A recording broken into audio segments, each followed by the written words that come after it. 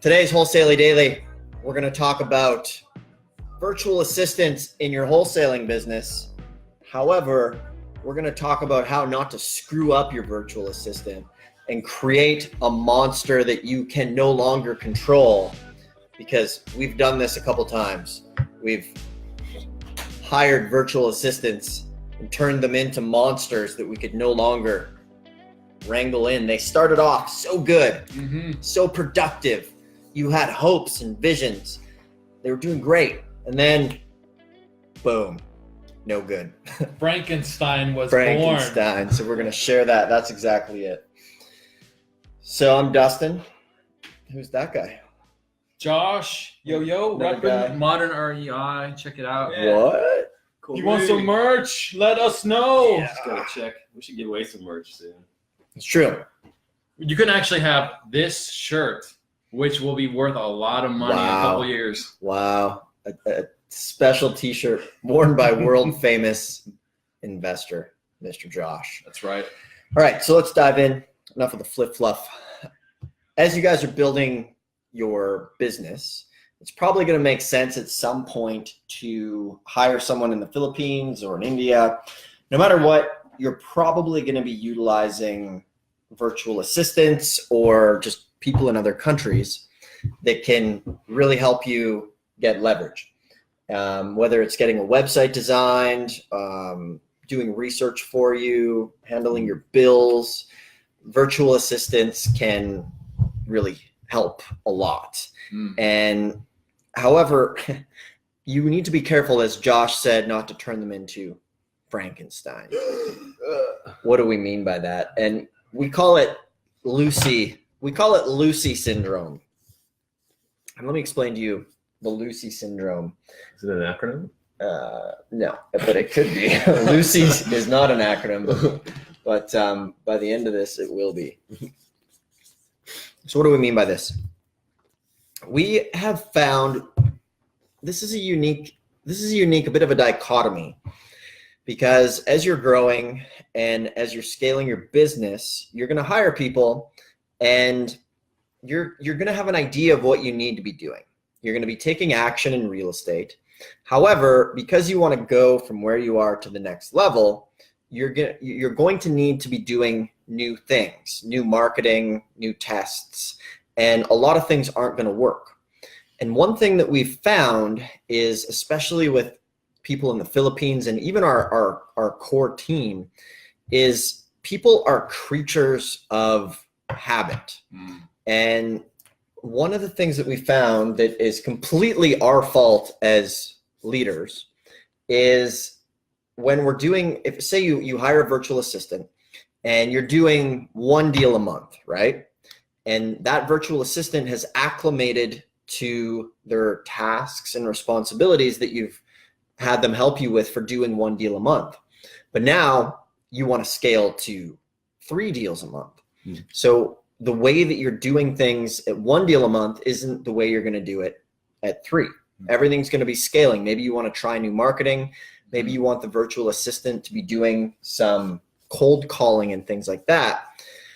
But what we found many times is, first off, these folks can get so used to what they're doing, it's very hard for them to change. I can't remember what I don't remember what it's called. It's some principle. I don't know if it's not Moore's law. That's the computer one. But basically it's the principle that the task the amount of time it takes to do a task will expand into the amount of time that you have for that task. Therefore, if you have a virtual assistant and their tasks, they basically stretch out the whole day to do that task. And what happens is when you add more things for them to do, then they get overwhelmed, they can't do it, they start dropping the ball, and you get very frustrated. And a big part of this is your fault, because you've created the system that has made them so busy. But because people are creatures of habit, getting them to change is very, very difficult. And this is fine if you're not really growing. If you're happy with where you are with your virtual assistants, then that's fine. They'll just keep doing their stuff daily, and that's that's great. And you just really need to be aware and hope that when you expand, they can expand with you. And we've had this many times. Like we've probably been through, I don't know, at least probably 30 or 40 virtual assistants over the last 10 years and things like that. And so that's one dynamic on the end of the scale. Now there's another dynamic that can happen as well, which we call the Lucy syndrome. And there was a time where we had too many virtual assistants working for us. And one of them started off like really great. He was doing, I'm trying to keep the acronym going here, but we've changed the name of the real person for obvious reasons. So they were really great. They started off good. They were doing their tasks. However, we started to grow and hire more people, so their workload became a little bit less. And this went on for several months where they didn't really have a lot to do. When we really analyzed, what does this person have to work on today? We're like, oh, that's really only an hour or two worth of work that they actually have. And we realized this, so all right, let's start getting Lucy to step it up and do more stuff. And then all of a sudden, like Lucy's having a hard time showing up for meetings. She's not able to be accountable. She's not getting her work done, or it's subpar. And then there's always like a new excuse every single day on why. And we realized that we created a bit of a Frankenstein, as Josh was saying there. You need to be really careful. And this is a real challenge. And first off, it's our fault as a leader that this happened, because when you're growing, you're going into uncharted territory, and it's easy to look and judge and look at this from the outside and be like, those guys are idiots. What are they doing? You know, I'd never let that happen. Maybe you wouldn't.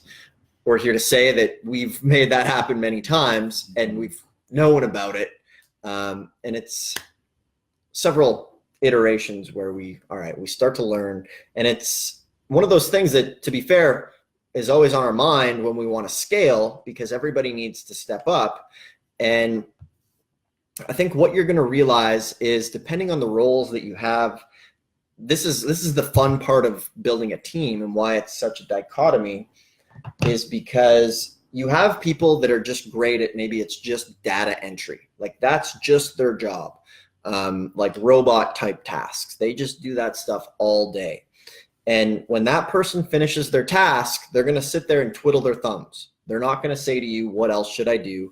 They're not going to look at ways to improve the system. They're just going to be done. And that's fine. You're going to need people like that. And I think it's a misconception to think that everyone is going to be a driver of a project, because they're not. And a driver, somebody who drives a project, probably isn't going to be content just doing like data entry or data mining. So one of the things we do now when we hire VAs is just jumped on. Nice. One of the things now that we do when we hire VAs is we keep an eye out to see if they're showing incentive, they're taking initiative, they're leading, they're looking at the system and looking for ways to improve it. And we make this very open with them as well. We say, look, like this is a job where you can question anything that you're doing. If you never be afraid to ask us why we're doing something. And from there, we see who really starts to take initiative on that. And very few will, depending on where you are and what their salary is going to be. So those are some of the things. Kind of monopolize this, but maybe Josh, you have any tips on this? Josh, share with. So Josh has a really good story. Traumatize him. And so for those of you guys just tuning in, welcome to the Wholesale Daily Show. Look, we're gonna bring some wholesale knowledge every single day. And once again, if you're a wholesaler and you're looking for leads, we have a cold call sales floor that can provide wholesale motivated seller leads all over the US. and type the word leads in the comments. And we can send you more information on that and maybe hook you up with some high quality phone verified motivated seller leads. For the podcasters listening, just pop over to modernrei.com and you can get more information there. Once again, just type the word leads in the comments and we'll get you the info. So Josh has an interesting story about a virtual assistant who became much more than a virtual assistant, not in a erotic way, but let's just say she broke his heart. And tell the folks about your story. About Susan. Susan. Susan. Susie Q. Yeah, we were building a program on how to hire virtual assistants, and so we're filming this whole thing from start to finish, and going on onlinejobs.ph. I'm just interviewing lots of people, and in this video, the majority of people I was interviewing is probably women who are attractive, I guess. I guess. And I threw in like 2 men in there just to kind of, not feel like a yeah, not feel like a d-bag. D-bag, Pretty much. sicko, twist. And ended up hiring one who's fantastic. Of course, they had to meet all of the requirements. We have a test that we give them. Of course. Check out their English as well. So she's just doing really good. What was her name? Susan. Susie Q. Susie Q is doing really well on all of them, and so we hired Susie Q, and just a rock star. Yeah. Crushing it, working in Asana, crushing it with WhatsApp, going to all these auctions, and I'm like inputting data in the field on an auction trip, and then she's compiling the data, getting it into a spreadsheet, all this awesome stuff, and it was so great. And I had so much fun. I think the guys would say things like, "We've never seen you so happy at work." Glowing. Yeah. We Josh do. was beaming. Just jokes. We do meetings every day, and it was awesome. And such a rock star. Yeah, so good. So good. Oh, Susan. Yeah. You're so funny, And, Susan. We ended up having a miscommunication on this marketing idea, and that might have led to her resigning, possibly. It's hard to say exactly what it was. Yeah, it was sad though. And then, we hired more after that. She just went MIA.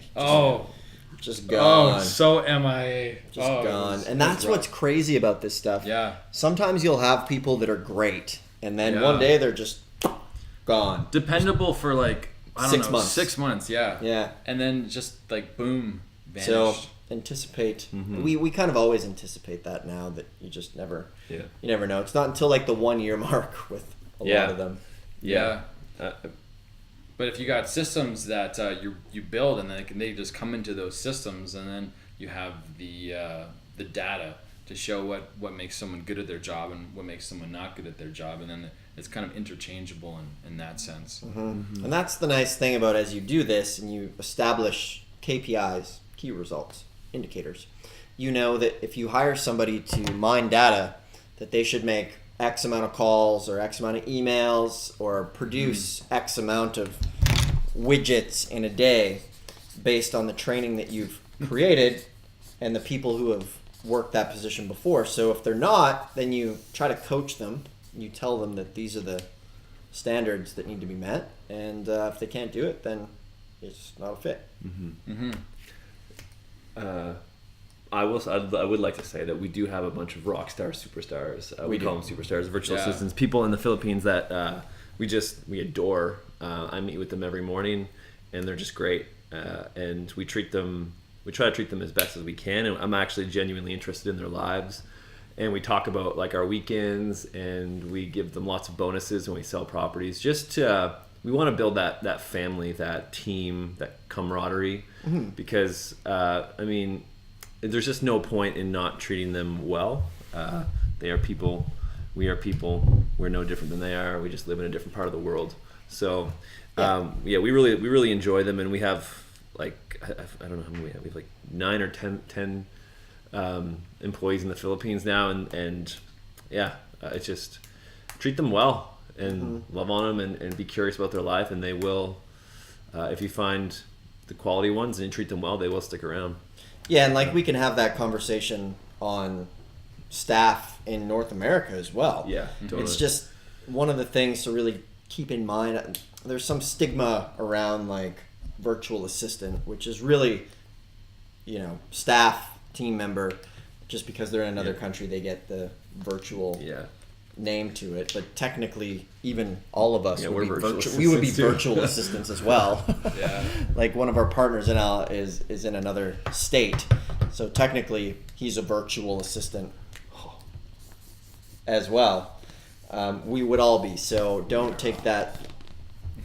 It's easy to come on these conversations with the perhaps scorpion tails of the anger that these folks have caused in the past. And the reason that we're talking about virtual assistants, because that distinguishes kind of from North America, is can really help you take your business to the next level, because we know not a lot of people can hire in North America because it's expensive. And as Corey was saying, like, these guys are part of our business family, and we really take care of them. We give them bonuses, we give them incentives. We do team meetings, video meetings with them every single day, and they're just a huge part of what we do, and we couldn't do it without them. So that's if you think you're just going to hire someone and crack a whip, you're going to be in for a rude awakening. You actually need to learn leadership principles, read leadership books, and learn what drives people, how to create systems, learn about them, their culture, how they view things, and it's really exciting. Yeah, we should start giving away books. Books? Yeah. Tax lien books? No, like books that we like. Oh. Extreme Ownership is a great book about all this by Jocko Willink. Yeah, very good book. And I thought you meant our book. Oh no, We could give that away. we could give it away. Yeah. We've written many books. So many books. That's actually true, though. Yeah. There's many books. There's websites with our books. Yeah, so many websites too. Yeah. Anyway, there's a lot of websites. Yeah, so many websites. But go ahead, if you have a question, post it in the comments. I'd love to hear from you. And make sure to subscribe. Leave us a review if you do feel inclined. We're going to start doing some super fun giveaways, competitions here, boys. And for the folks listening on the podcast, and you're looking for wholesale leads that are generated by cold calling, very high quality lead that comes in cheaper than your direct mail, go to modernrei.com. If you're listening on Instagram, on YouTube, Facebook, type the word leads into the comments. We can get you more details on that. And cold calling should be a tool in your tool belt for generating leads. It's not going to be your primary source because it's just not sustainable. And that's why we've kind of opened our floor up to people like you, because we get our batches of leads and our team calls them, but then it's like a trickle-in effect. We need fresh leads to come in and then call them. So we thought, rather than firing people and letting our team sit with nothing to do, we would provide leads for wholesalers like you. Yeah, there you go. That's a good little run. Something to get there. So type the word leads in the comments. Help you out, hook you up. And until next time, we'll see you tomorrow. Thanks for watching. See you, everybody. Peace. Talk to you soon.